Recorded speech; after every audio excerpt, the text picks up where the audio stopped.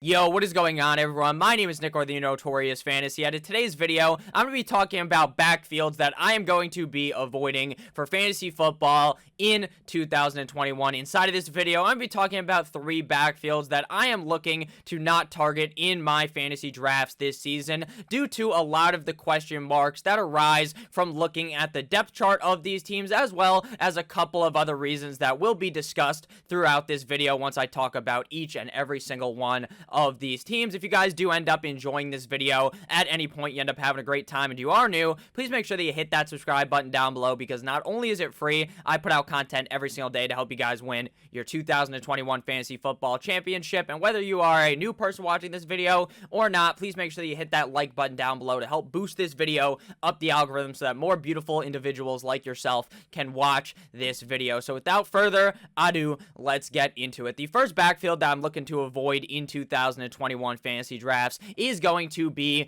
the Denver Broncos. The Denver Broncos depth chart goes as follows. Now, again, this is not an official depth chart because until we go further into the offseason, there are no official depth charts. But Melvin Gordon is listed as the #1 running back, followed by Javonte Williams, Mike Boone, Royce Freeman, and then 2 other players that, to be honest with you, are not even of name value to even be discussing in this video. We're really going to be going in depth on Melvin Gordon and Javonte Williams. Now, my biggest worry about this whole backfield is how the Denver Broncos of the past couple of years have dealt with the running back position, and that is by utilizing the dreaded term for fantasy football, but a term that is very heavily used in the NFL, which is a running back by committee. This is going to be just like we saw in 2019, just like we saw at the beginning of 2020, a dual-headed backfield in Denver. Right now, Melvin Gordon is coming off the board at underdog ADP running back number 38, overall pick 118.2,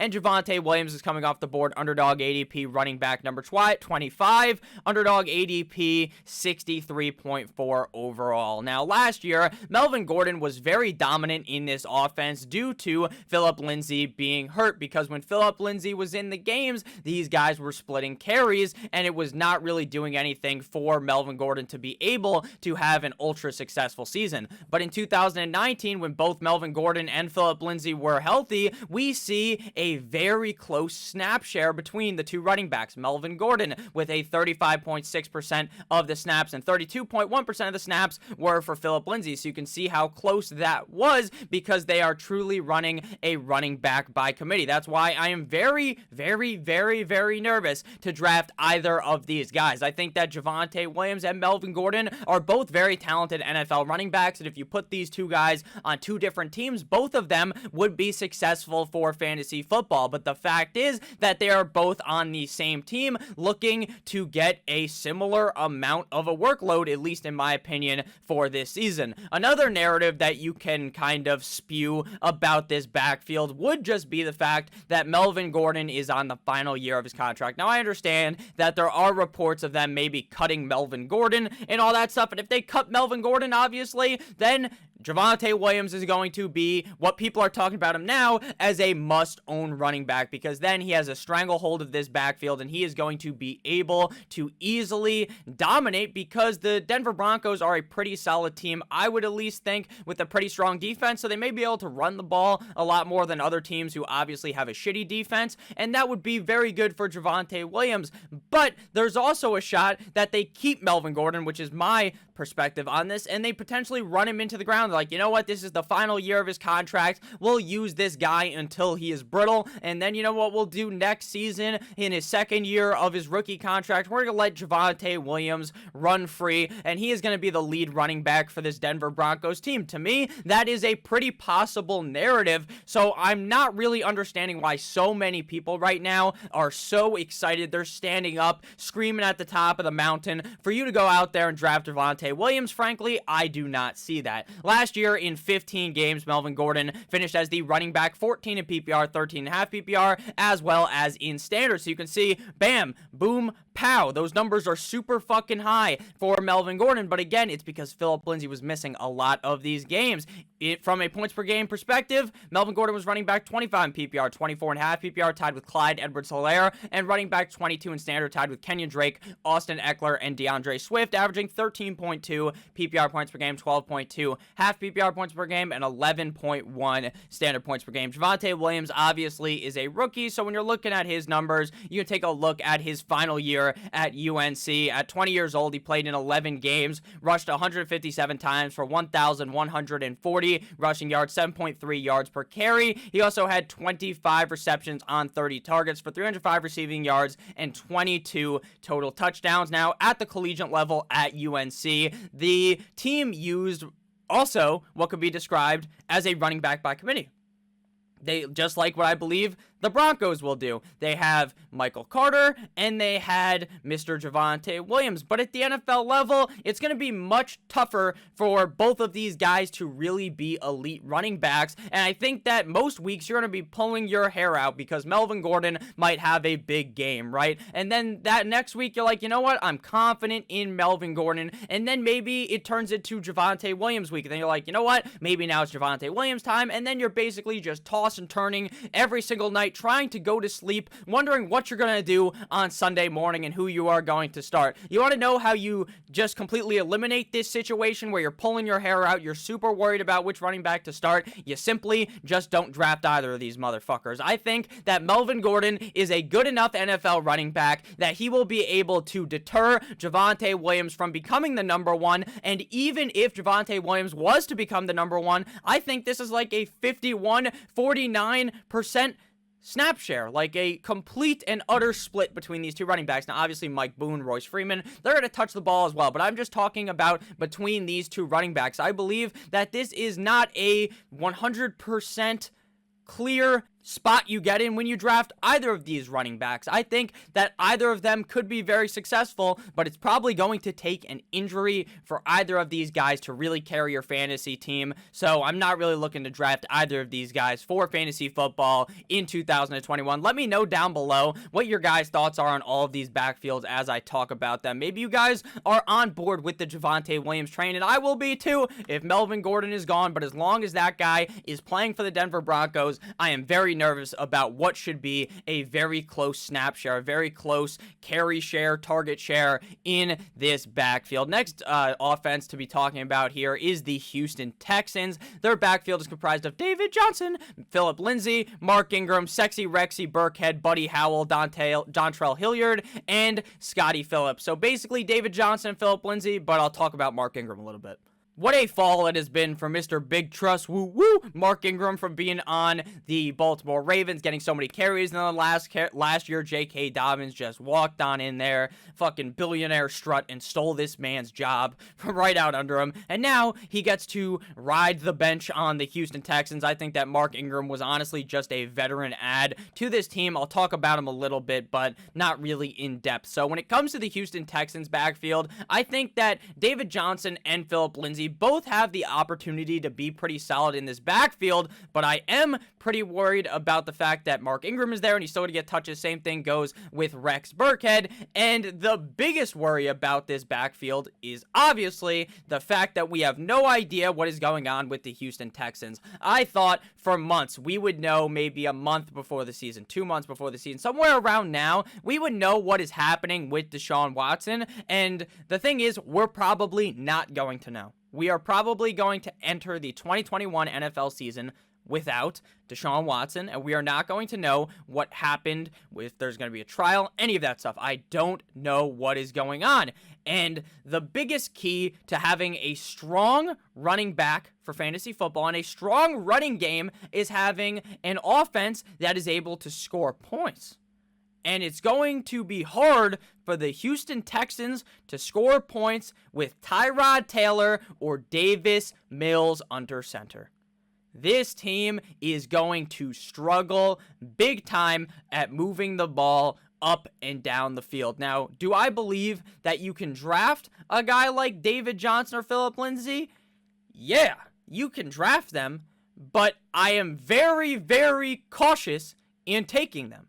I think I have taken Phillip Lindsay in one mock draft I've done in the last 4 months, and I've taken David Johnson once in all the mock drafts I've done in the last 4 months. That is because this backfield is nerve-wracking. David Johnson last year was relatively successful. Now, he didn't necessarily pay off, I believe, for where he was going at average draft position last season, but he also wasn't a guy that was like a complete disaster for your roster. Underdog ADP for David Johnson, 135.4, running back number 44 on Underdog, but that number is just so drastically different to where I see him going in like the 10th round, maybe even higher on Yahoo. David Johnson basically goes way later than that in Underdog drafts. In 12 games last year, Mr. David Johnson finishes running back 21 in PPR, 19.5 PPR, as well as in standard, averaging 15 PPR points per game, 13.6 half PPR points per game, and 12.2 standard points per game. Meaning, from a points per game perspective, David Johnson was the running back 16 in PPR, as well as in half PPR, and number 15 in standard. So David Johnson is definitely at the point in his career where he is just going to be missing games. David Johnson in his rookie year in 2015, this guy was one of the most explosive, dynamic running backs in the NFL. This guy really walked in the NFL and slammed his cock directly onto the table and asserted dominance over these defenses. But as years went on, David Johnson continued to get injured. Now, I'm not a fucking doctor, so I'm not going to tell you that David Johnson is an injury-prone running back, but let me tell you, he's probably going to be missing some games in 2021. In 2020, he plays in 12 games. 2019, he plays in 12 games as well. And these big numbers that, not really big numbers, but these all right numbers you're seeing out of David Johnson last season are coming from a offense that has Deshaun Watson. Now, you take out Deshaun Watson, likely. Now, obviously, he could play, and if he ends up playing, then I'm still probably fading these Houston Texans running backs, but I'm a lot less worried, and maybe I'll take an upside shot on a guy like David Johnson. But based upon where he's going right now in a majority of drafts, there is just no way I can feasibly draft a running back on a team that is this fucking bad with Phillip Lindsay, who is a legitimately good running back like I was talking about earlier. Do you guys remember a couple years ago when Phillip Lindsay was in the fucking Pro Bowl? Now, he didn't make it to the Pro Bowl because he ended up getting hurt in the final game of the season, or not the final game of the fantasy season, week 16, and he didn't end up making it all the way, obviously, to play in the Pro Bowl, but he was invited to the Pro Bowl. You want to know why? Because he played good. Now, obviously, I'm not someone who will tell you because you're a Pro Bowl player, that means you're good, right? Evan Ingram got to the Pro Bowl last year. Evan Ingram couldn't grasp a football to save his life, but Phillip Lindsay genuinely deserved that All-Pro, Pro Bowl fucking nomination. So I like Phillip Lindsay, and I think that if Phillip Lindsay is able to stay healthy and David Johnson are healthy, this is just going to be a worse version of what I thought last year would be. A lot of people were worried about Duke Johnson going into last season because Duke Johnson's a very, very good pass-catching running back. They had the Johnson & Johnson backfield like that medicine, or what does Johnson & Johnson make? Maybe the fucking COVID vaccine type of deal in that backfield. But, you know, now Phillip Lindsay's an even more competent version of Duke Johnson. Very good in the pass-catching game, pretty solid rusher as well. So this is going to be a backfield that is not really able to get it going because they're not going to be able to run the ball very much. They're going to have to be passing the ball to these running backs. And if both of these guys are healthy, you're probably seeing very, very, very slim value out of either of them. Phillip Lindsay last year only played in 11 games, but those 11 games were they were all spread out. He starts a game, then he's out of the game. He just could not stay healthy at all last season, finishing as running back 66 in PPR, 65.5 PPR, and running back 61 in standard, averaging 6 PPR points per game, 5.7 half PPR points per game, and 5.4 standard points per game, meaning from a points per game perspective, he was running back 66 in PPR, tied with Brian Hill and Boston Scott, running back 66.5 PPR and number 60 in standard. So now we have Lindsay and David Johnson, and that's definitely a crowded backfield. Now, again, I don't think David Johnson is the same David Johnson of years ago, but he's still an all-right running back, and Phillip Lindsay is also an all-right running back. So now you got two all-right running backs, and then they go ahead and inject Mark Ingram onto this team. Now, again, I believe Mark Ingram is a veteran presence add to this backfield. They go ahead and add another running back. He can go ahead and teach up those younger running backs. He's just a guy that is on the team, but he's going to still get touches. You want to know who else is going to get touches? Rex fucking Burkhead.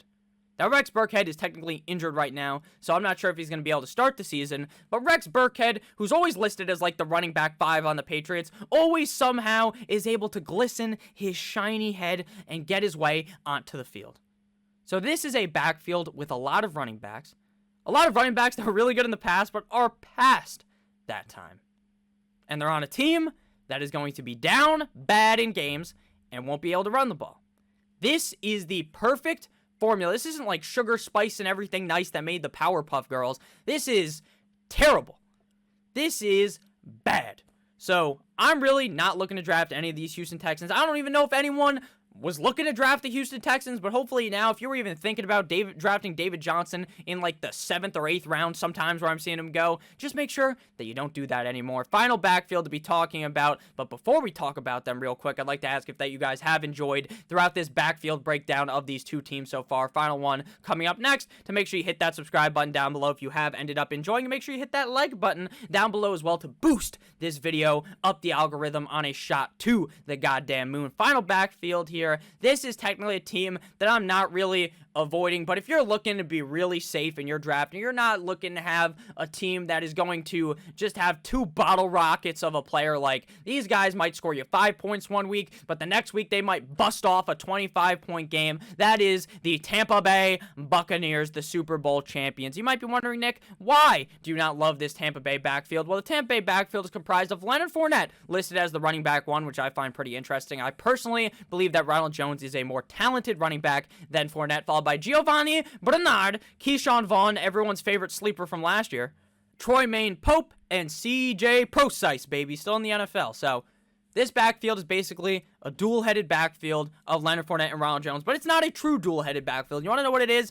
It is one of those backfields where I call the San Francisco backfield a running back by orgy, because they give the ball to not one guy, not 2 guys, not 3 guys, not 4 guys, like 4, maybe 5 guys during the game, burgers and fries, or they're bringing the water boy to go ahead and run the ball. They're bringing the cheerleader. She gets a snap at it. She gets to go in there. I wouldn't be surprised if Kyle Shanahan went out there and tried to get a carry for himself, put the pads on, and went out there. The Tampa Bay backfield is not a running back by orgy. This is a running back by get bent over the table and fucked in the ass without the use of any lube, because this backfield is going to be so confusing every single week, and that is because of the guy named Bruce Arians. Bruce Arians, at the end of the game, he goes out there at the press conference, my water bottle is the microphone, and he's like, hey, this was a great game. We won, obviously, because our defense is strong. Tom Brady is okay. You know, we won the game.